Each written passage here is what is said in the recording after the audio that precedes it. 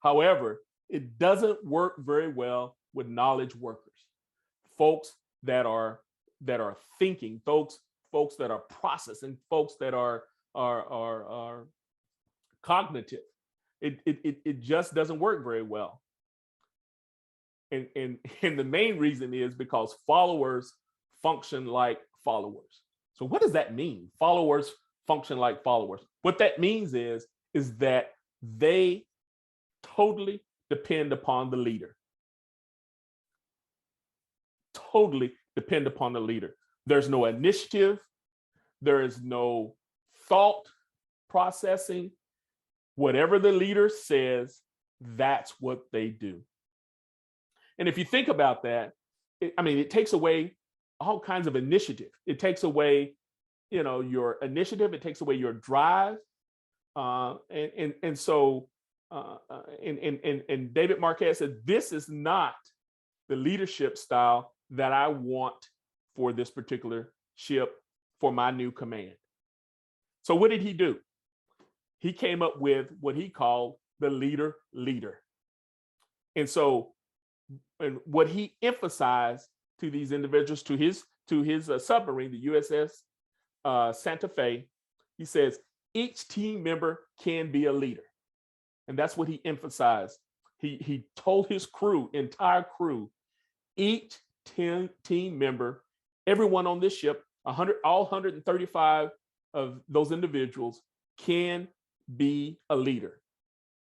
And what that did was, once he told them that, it built their morale. It built a morale around the entire ship. And it also built a strong team, because they were no longer non-functioning, thinking individuals without any initiative.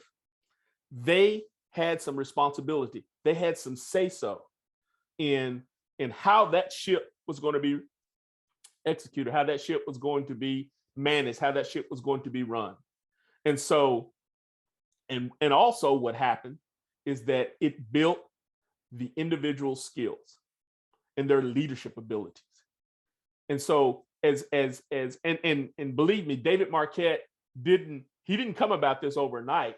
And I recommend the book to you. It talks about his whole process, the process of moving from the problem, which is the leader-follower leadership style, to the solution, the leader-leader leadership style.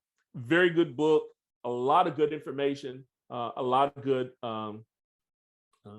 tidbits to take away in dealing with and transforming and becoming a servant leader.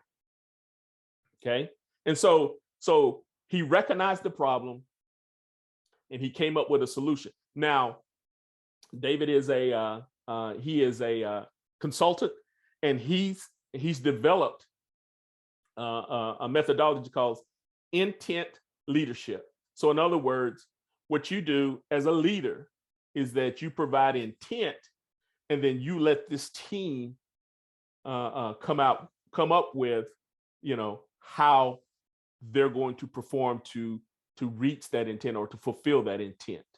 And so it's a very different type of leadership style. It's very much in the realm of servant leader. And so, and as as Marquette, as he looked at his organization, as he looked at his submarine, and as he's looking at other organizations, he's saying leadership is communicating to people their worth and potential, so clearly they are inspired to see it in themselves. In other words, what is this? This is investing in people, investing in the people that's a part of your organization, that's a part of this entity, that's a part of this team, and showing them that they are worthy, they have potential. And that inspires them. It inspires them. And he also says, I like this quote, he says, a vast untapped human potential is lost as a result of treating people as followers. Treating people as followers. So in other words, a follower will act like a follower. They're not going to see the potential in themselves. They're not going to be inspired to see anything in themselves. They're just going to be followers. And that's all they're going to do, and that's all they're going to be. And so what he's challenging them to move from being followers to being leaders. And finally, it says, imagine a workplace where everyone engages and contributes their full intellectual capacity, a place where people are healthier and happier because they have more control over their work, a place where everyone is a leader. A place where everyone is a leader. Now, I don't know about you, but that's a place where I'd like to work. A place where everyone is a leader. Okay, so I'm going to stop right here, and I'll ask again, any questions, any comments, anything about what I've said so far? Let me ask the question, have anyone ever heard of this book? Heard of David Marquet, Turn the Ship Around? I've heard of the book, but I have a question about, can you hear me? Yes, I do. Okay. I hear you. Mm-hmm. Hey, you said that in the leader follower, that followers will always be followers.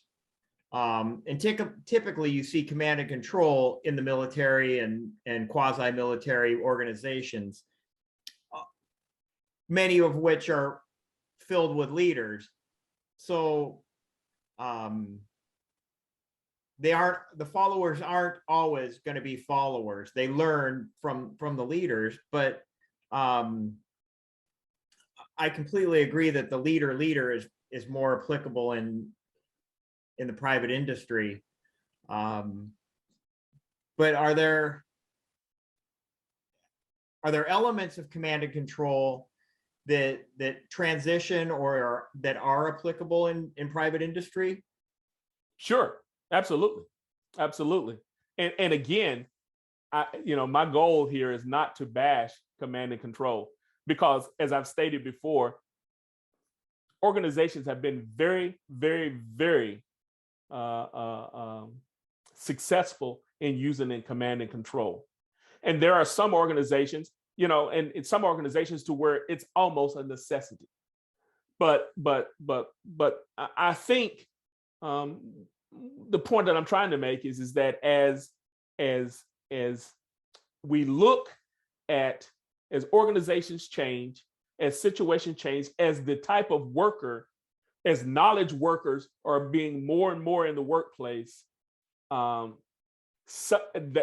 command and control doesn't appeal to them. A lot of times command and control is when we look at, not always, sometimes when we look at in manufacturing and those kinds of things, command and control is highly utilized in those types of organizations. And I would even say, having been in the military, I would even say that, until I actually read this book, I would say exclusively command and control is in the military. But this is an excellent example. Turn the Ship Around, and David Marquet is an excellent example to where you can move from that command and control to a leader, servant leader leadership style and still be successful. As a matter of fact, if as you read the book, his submarine, the USS Santa Fe, even after he left command, for several years, they were at, for their ratings, they were at the top. Because when he took command, they were at the very bottom. They were at the bottom, and their performance was horrible.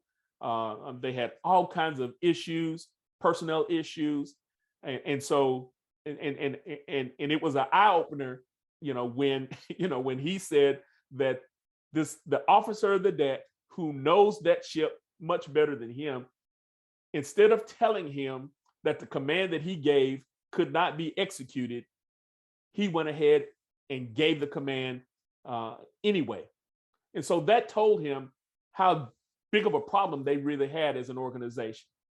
And so again, I'm not here to bash command and control. What I am saying is that I think the leadership style is more appealing, and what it does is it broadens the but it highlights, let me say this, it highlights the individual, and the individual that's a part of that team or a part of the entity. In the command and control, the highlight is that leader. I mean, because that person is front and center. That person is, the one, who's making the decisions and passing those decisions down. The leader or the servant leader basically is highlighting the team and making the team, it's investing in the team and promoting the team investing in itself.